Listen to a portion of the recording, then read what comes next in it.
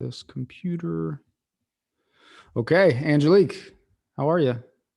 Good. How are you? I'm good. Thanks for joining the Square Pizza Pod on this Tuesday in February already.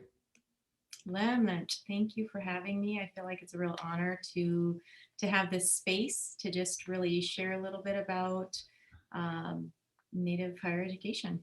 Yeah, I'm excited. And thanks again for joining. And I think we should tell the audience the connection here is at least one of the connections is Dewey Norwood, who was on the 54th episode of the Square Pizza Pod, but a good friend and mentor of mine. Would love for you to either share some dirt about Dewey and or just tell us how you and Dewey know each other. Oh my goodness. So it's hard to share dirt on him. He is just so wonderful. He's just phenomenal. I think he's gold, honestly. Dewey is one of our key partners. So Did he here get to you before this episode to give you talking points? We talking about the same Dewey? Yes, I think he's wonderful. I can share a little bit about him with Okay. his connection to us here at American Indian Graduate Center is Mm-hmm. he's one of our key partners. So Wells Fargo has been one of our key partners, gosh, probably since 2005, I believe, and what started as um, a scholarship endowment Yep. really has transitioned into a long-term partnership around empowering Native scholars through education. And it started with, scholarships. They still support a lot of scholarships, but as a partner, I mean, they really listen and work Yeah. with us. So we have kind of transitioned into college prep. Mm-hmm. We've done some financial education for college students. And then most recently, we had some COVID, due to COVID, we had, they worked with us to reallocate some of the funds for student emergencies. That's great. So they've worked with us over the years, really listened to the needs of our students, helped us to not only fund their education, but really support them through education. So I value them. I think that he's one of the most genuine people I've met, but he's also very professional and he's respectful and considerate and he listens well Yeah. and I just think the world of him and his family. I Yeah. got Great family. his son interviewed DJ. Yeah. Shout out to for DJ. DJ. He interviewed me for a school project, Oh, really? and That's it was cool. around the mascot issue. Yeah. And Oh, I yeah. just that's so wonderful to Yeah. to have someone reach out to have the Native voice on that, and so I just that's just their goal. They're really good people. Yeah. So I don't have any dirt. Sorry. Good dirt. That's all good dirt. Yeah, Dewey's great, and so is the family. I appreciate you sharing that connection. I love what you said too, especially in relation to philanthropy. I heard you say listen, and that's not always something I think people who have had experience in the philanthropic space use that word often, maybe more so recently. But want to get more to that soon. I appreciate you lifting that up. Um, Also believe you're coming to us today from New Mexico. Is that correct? That is correct. And if somebody who has not had the privilege of stepping foot in that state yet, but hope to do so one day, maybe give us the best thing about New Mexico I or like the listening audience should know about. Sure. So keep in mind, I'm a Montana woman, Okay. born and So, raised on Flathead Indian Reservation, oh, and I've also lived in Southeast Texas, and I've lived in the Bay Area. So oh, I'm so you accustomed got context. Yeah, good. a lot of water, Yep. greenery. This is what I'm accustomed to. But here, what we lack in that area Sure. definitely make up for just with beautiful people. Yep. And this is my first time living in a minority majority state. Okay. And that's also beautiful to have a more diverse perspective. Yeah. And unfortunately, the food is very good here. Oh, so you it's not unfortunately serving me, say. it's not serving me well, but Oh no. very good food. So And how long have you been in New Mexico? 4 years. 4 years. Great. So you've got a pretty good lay of the land by now and Yep. the food scene. Okay, let's go. We're going to start getting to maybe actual work here in a minute. But I think one thing I saw doing the fine line of research for our guests was you're an artist. and would love to hear, what you want to share about your art, how long you've been doing it, and kind of how you got into it. Sure, sure. Well, as a Native woman, being raised by a Native mother, Hmm. the arts are just kind of a part of what you do. So I started doing beadwork and other types of traditional Native arts. I don't even remember my age, Right. but a very young age, and got into doing um, beadwork, hide tanning, basket making, Yep. and various other traditional art forms most of my life. And then in the 90s, I started showing at art shows and Wow. showed at Santa Fe Indian Market. Okay. And that is one of the oldest and most prestigious Native art shows in the world. And it's juried. And so I was fortunate enough to win a best of show there, Oh, some good for blue you. ribbons, some red ribbons, and Wow. also at the Heard Museum. And so I did that for a while, and Hmm. and then So not found just other. artist, but accomplished artist. So it's just something that That I was do great. feel Yeah. it's nice to have done that in my life, but also I felt like through the years people want you to create what they want, Mm. and so it became less about creating and more about doing it for others, and so I found other passions Mm. and you know professionally. Yeah. So I still do my artwork, and Sure. I do it for the pleasure and to really help balance this crazy busy life of the nonprofit world. So thank you for asking about that. And it's just something in my family. Yeah. I'm thankful, two of my kids have been able to carry on Oh, wow. That's those cool. traditions. So yeah, so it's just a part of who I am. But thank you for stalking me and finding. Research. We don't use stock. We use research. Um, that's great. Yeah. As somebody who has zero artistic ability in like any part of my body, it's much respected from afar, but also my sister-in-law, also an artist and has in this actually give her a little shout out. That's hers Nice, uh, beautiful. behind me as well, which is cool. But to your point around, I think like custom pieces, I think she's had similar experiences where it's been an interesting balance for her. Like if she wanted to strike out full time, could she balance her creative outlet with like the inbound customization request? And if that would meet her creative license or needs. So I have zero experience about what that feels like, but can resonate with somebody else in the family communicating that. So we love just hear like, we spoke quickly and we're going to get to, kind of probably what you do 8, 10, 12 hours a day at your current full-time job. But given everything happening right now, we'd love to just kind of start with what's top of mind for you. Well, what's top of mind for me, the thing that is always top of mind for me, which is the students. So Mm-hmm.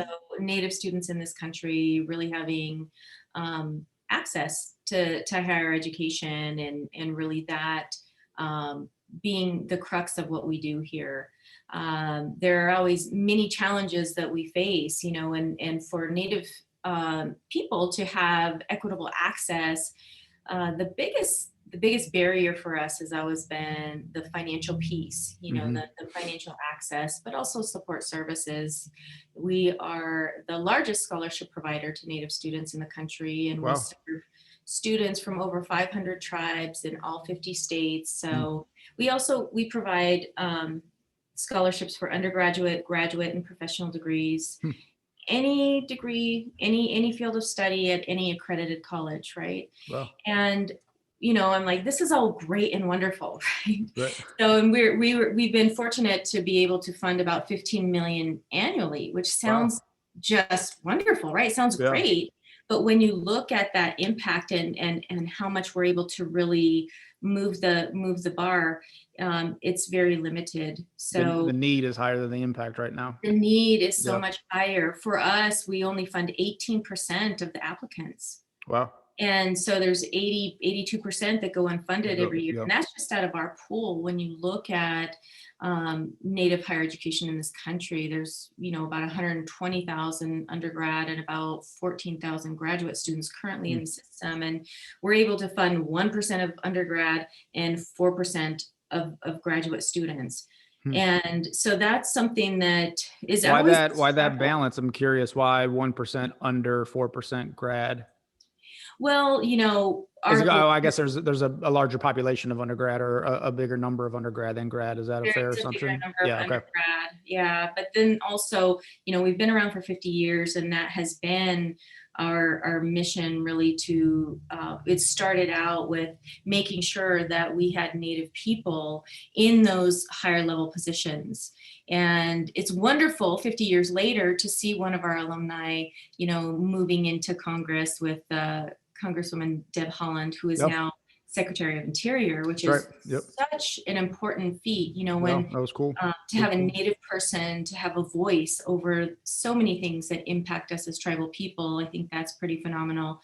So, so that's what's always top of mind for me, and just making sure that, one of the things that we've learned early on is it's not enough to just provide scholarships or financial support. There are also those support services needed for our students to make sure they can get through college. And with we administer the Gates Millennium Scholarship Program, alongside our partners, which are UNCF, HSF, API scholars. So we Okay. provide the support for the Native students in regards to that, and have for 20 years. And through that program, we've been able to really take those lessons learned and look at what support services are effective for Native people, Yep. and kind of refine them. And when you look at the graduation rates for Native students in this country, sadly, it's about 41%. For college going students. And with some of our programs, the different programming, we're kind of keeping an eye on it. And through our GMS, we've been able to get that up to 69%. Wow. Good for And you. then we also have a graduate program that we're monitoring, and we have that to 95%. Wow. Because of those, those support systems that need to be in place to really help Native students navigate not just TCUs, tribal colleges and universities, but also those Ivy League schools, predominantly white institutions, and just helping them navigate that space and be successful. Yeah. So that's what's top of mind. There's so much work to be done, and it's nice to learn from other peers like UNCF and HSF who've been doing it a little bit longer and have so many successes. So but that's kind of what's top of mind for me. Yeah, that's incredible. Yeah, I appreciate that context, and want to go deeper maybe on the programming piece too, because I love what you said around the money is the need oftentimes to get that initial gate down, but then the programmatic or the wraparound support, whether it's understanding how the student loan works or how to get to class on time in a freshman year, which is way different than senior year of high school. Like, there been any surprises the last few years around those wraparound services that have really helped elevate and push those numbers higher that you just mentioned? Yeah, we've seen, you can look at institutions. I just want to give a shout out to the institutions that are doing such a great job of making sure they're inclusive of all their demographics, right? When you talk about diversity and inclusion, are you really putting your money where your mouth is? And there are some institutions that are doing such a great job. When you look at some freshmen, they'll go into a university system and drop out in year one. And then you could see we have some top funded universities that they all gravitate towards. And it's the university systems are the ones that are, I just have to say kudos to them. And there are a select few. When you look at how we work with 250 different universities across the United Across States. the country, right? Yeah. A handful of them that are doing it well. And the ones that are the ones that have Native professors, Native curriculum, Native peer groups, and support systems and resources on campuses. So, a shout out to them for doing it well. Internally, we have staff that are on board that have had to really help students to navigate those areas they're not aware of. A lot of them are first generation, college going students, and they don't know what they don't know. So we have people here who will help connect them to those resources on campus.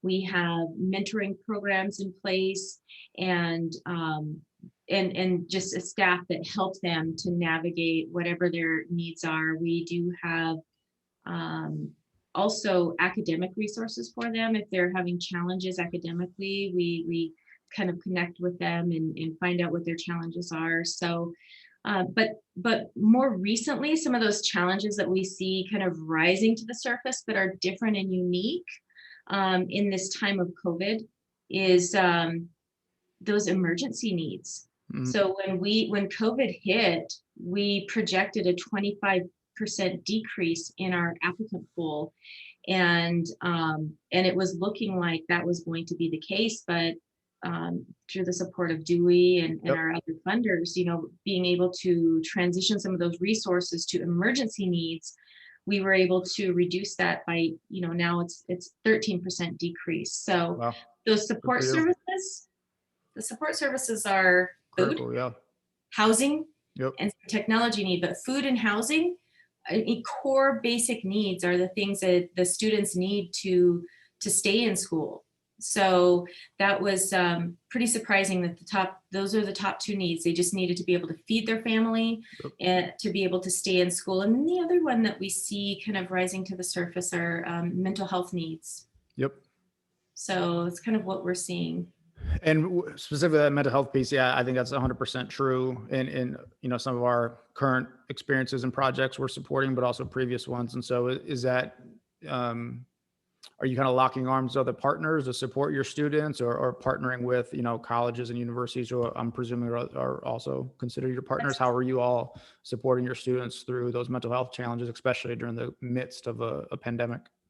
And that is the key thing that we're doing. We're Yeah, connecting with our partners on universities and that's great. connecting them to resources on campus. And the other thing that we did right away, we have about 1,500 students that we serve annually.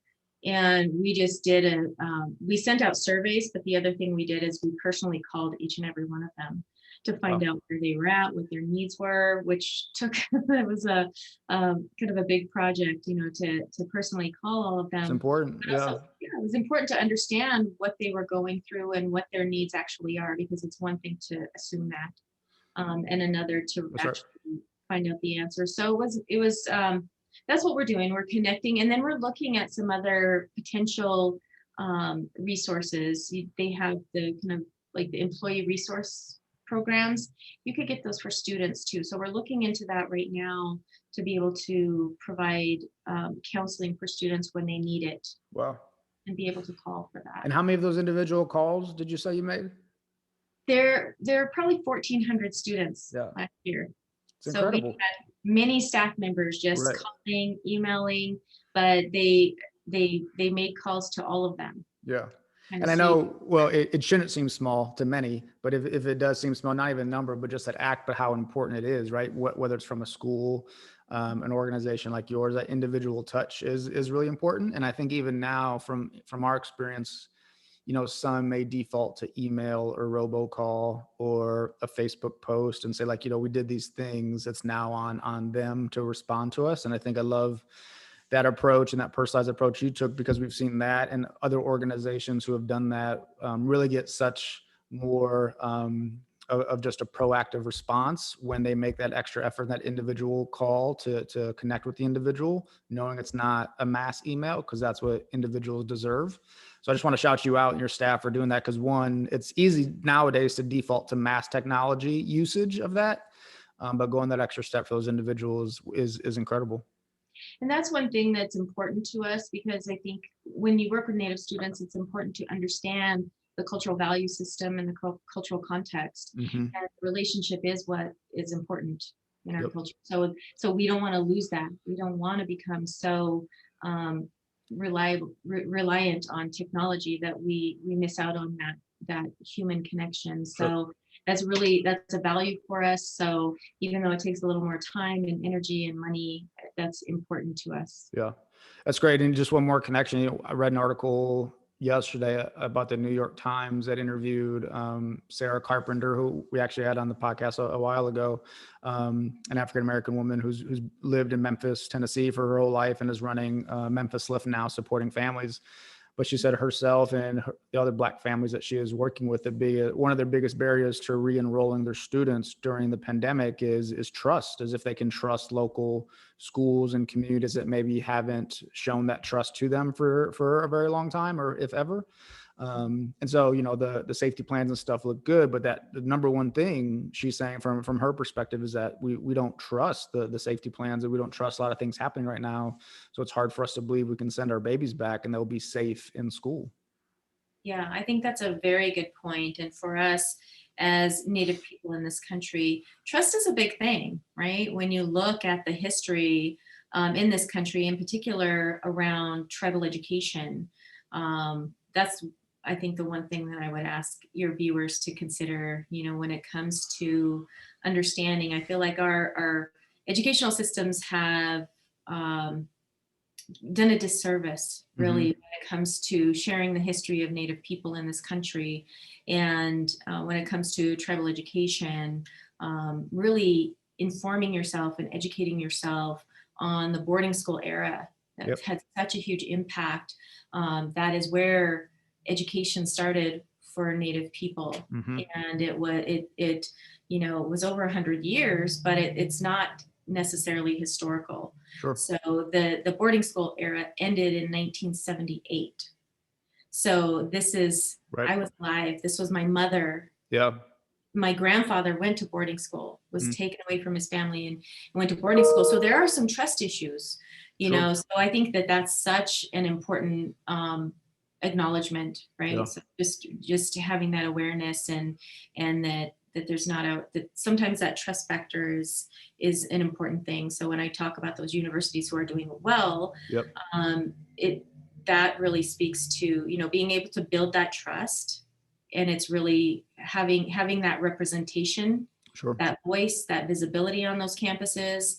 And so that's such a critical piece. So I think that even though it may be different context, but trust is so important for us as Native people as Yeah, well. I'd love for you to share too, if you feel comfortable and don't mind, what, magical wand, or, if you're in charge of all the school districts across the country tomorrow, what's the first two or three things these districts should do to begin to educate the population on the Native experience?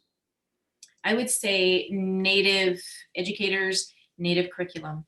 Mm. And I will give a shout out to Crystal Echohawk with Okay. Illuminated. They have developed a Native curriculum. I think that, when I went to school, there were there's such a limited context on Native people. Right. And I grew up on a reservation in a public Wow. school Yeah. system, Sure. right? So they, Illuminative, they've created a curriculum that can be used. And then when it comes to higher education, hire the Native professors who are developing those curriculum Right. and implementing those. So I think those are the most important things that our educators can be doing, is just having that visibility, that representation, and accurate information. Yep. Because so many times, in my professional careers, I have to stop talking about the relevant issues to go back and educate just Right. on the basic Native historical, Yep. things that they need to know. So yeah, I would just encourage, including more Native educators, and then the Native curriculum. Yeah. And maybe, I don't want to assume, but I'll ask, not always fair for somebody like you in your position, your background, to have that onus to walk around to educate everybody and stop what you're doing day to day to also wear that other hat to educate what others should presumably be doing themselves. Yeah, and I think that comes with it. When you look at um, the history of and just the lack of visibility for us as Native people. And the other thing that I would say to that is, so I think it's important to share, right? It's Sure. not it's not our fault that we don't know what we don't know, Yep. but it's also our responsibility to go out and educate ourselves. Yep. And when you think of Native people in this country, it's important to know that there are over 570 tribal nations in this country that are federally recognized. Yep. There are over 60 state recognized tribal nations. Mm-hmm.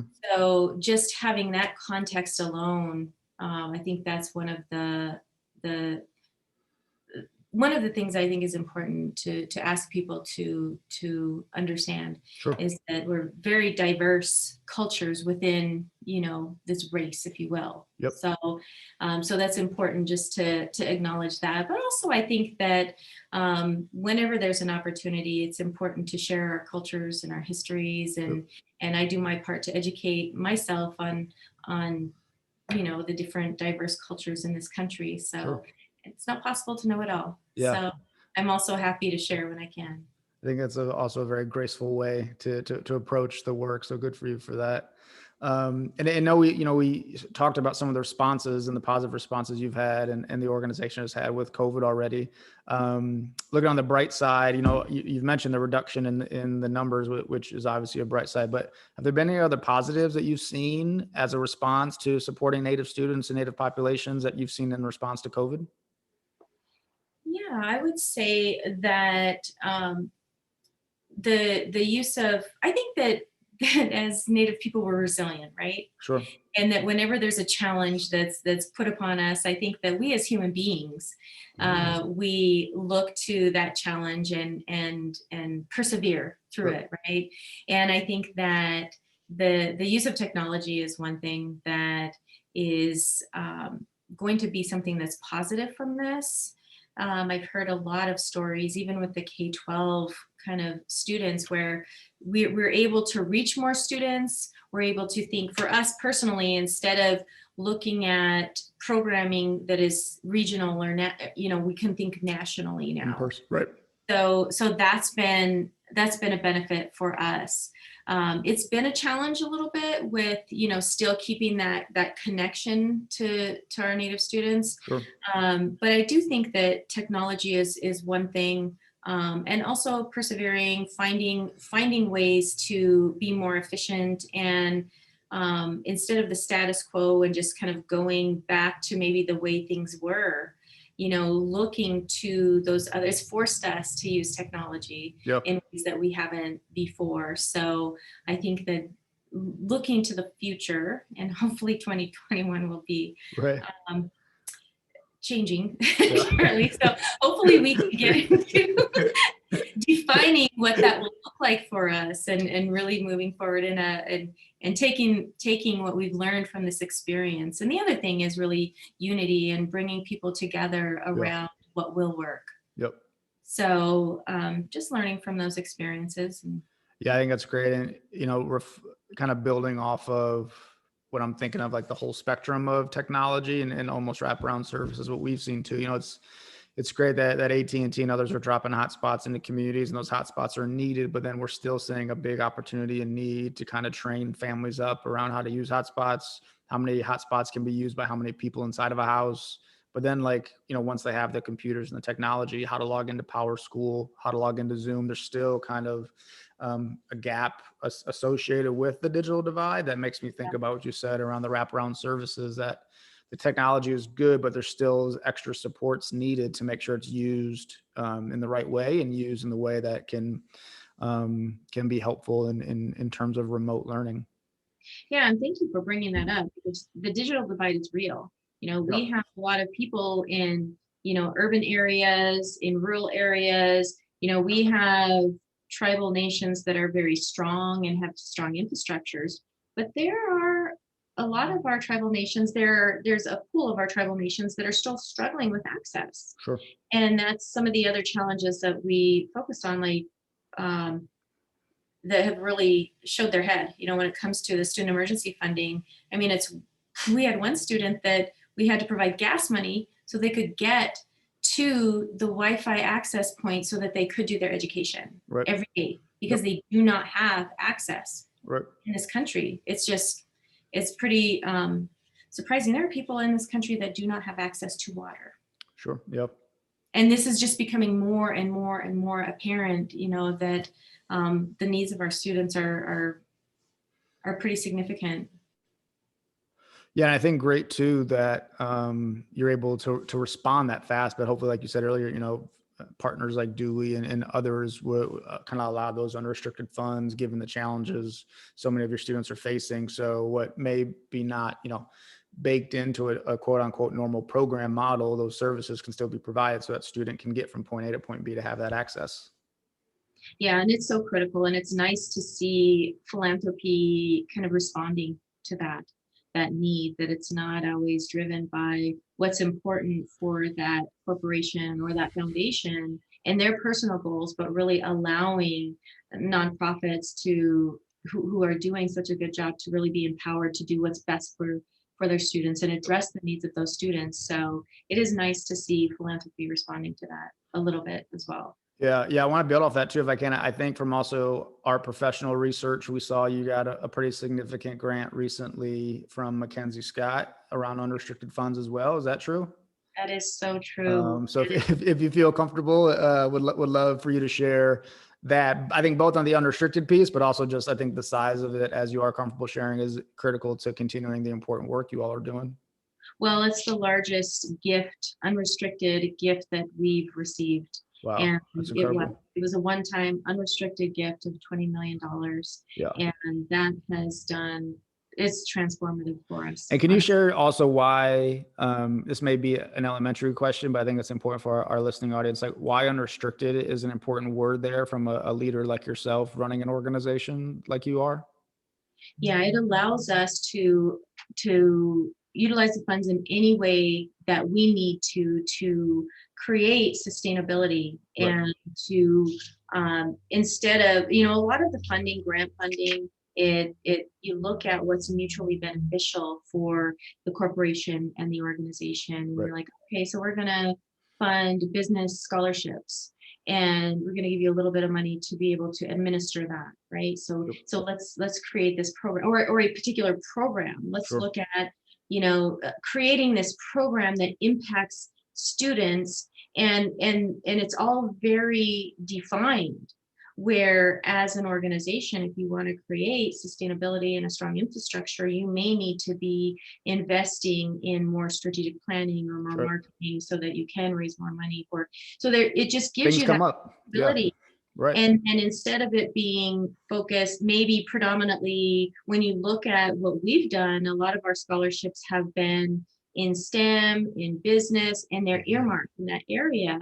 When our students are showing a need that they want to be more in finance, or right, it may be environmental sciences, or it might be, addressing needs for, to have more people trained as lawyers to fight for sovereignty rights, yep, and to be in education. So it allows us to create those programs and address the needs of the students. And, to your point, around the mental health, yeah, yeah, if you don't have the funding to be able to look into how do we provide those services for students, now we have the resources to say, this is great, but to get them through, we really need this mental health component, or we need student emergency funding. We need that's right. more student emergency funding to be able to help them stay in school. So it allows us that flexibility to be able to utilize the funds in the way that is best for our Yeah. students.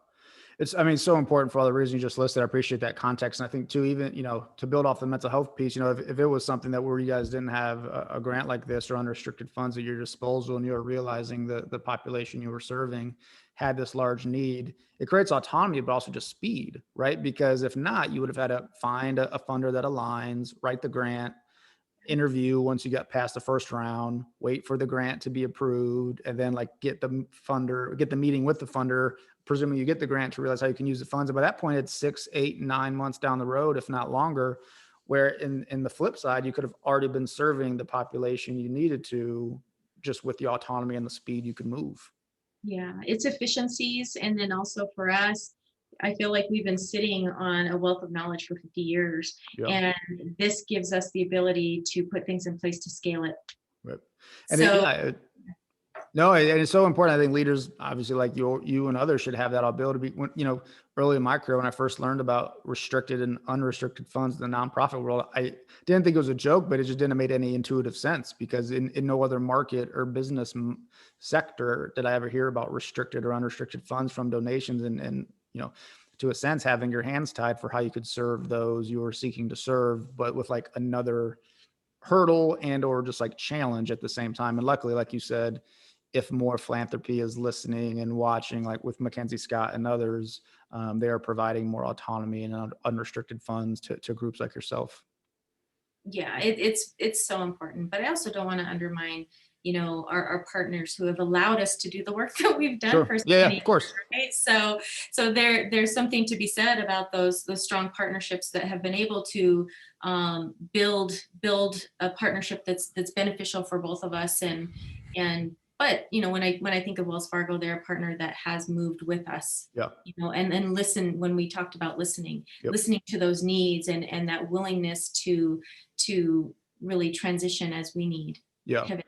Yeah, that's a great point. I think hopefully too, every year we've, from our viewpoint, seen more philanthropic organizations just being willing to listen and move in the right way. And so, that's, if nothing else, at least a good sign. If it's slow, but still progress is progress.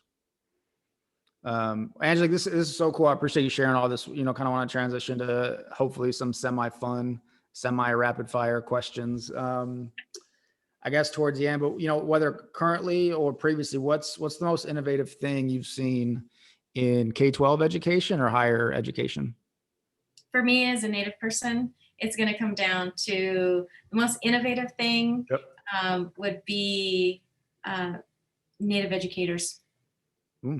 Native educators, because it's important. It's so important for us to have that voice, and we talked about that earlier. But it's so important to have that voice, that visibility, that representation, and it's a long time coming. Yeah. So I'm going to break my rule. I always do this, but I get feedback during the rapid fire questions that I'm not allowed to ask follow-up questions because that's the opposite of rapid fire. But I'm going to buck the trend anyways.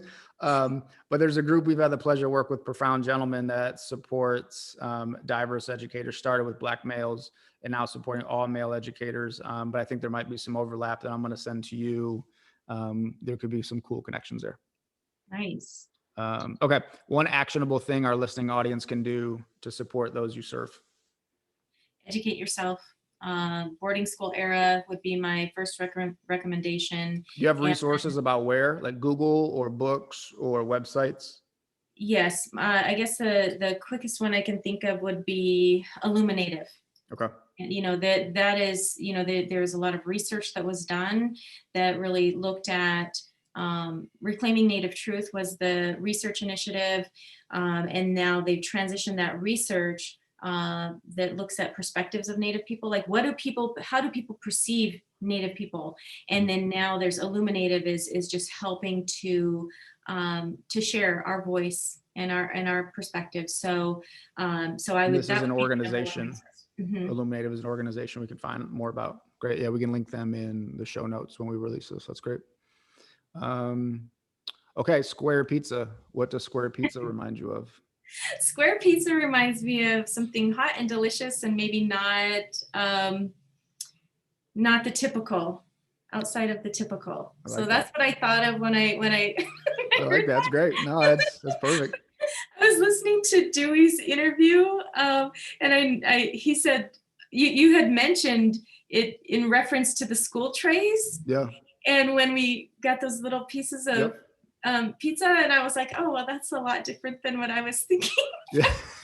Bring me back to the school days, and yeah. So that was not what I was thinking. I was thinking of something really hot and delicious, and just not the typical, I mean, I'll take hot and delicious and not typical. Like those are adjectives we can use. I guess like in your school experience, did they serve the pizzas on the square trays where you went to school? Yes, we did. We did. That's perfect. Yeah, I think the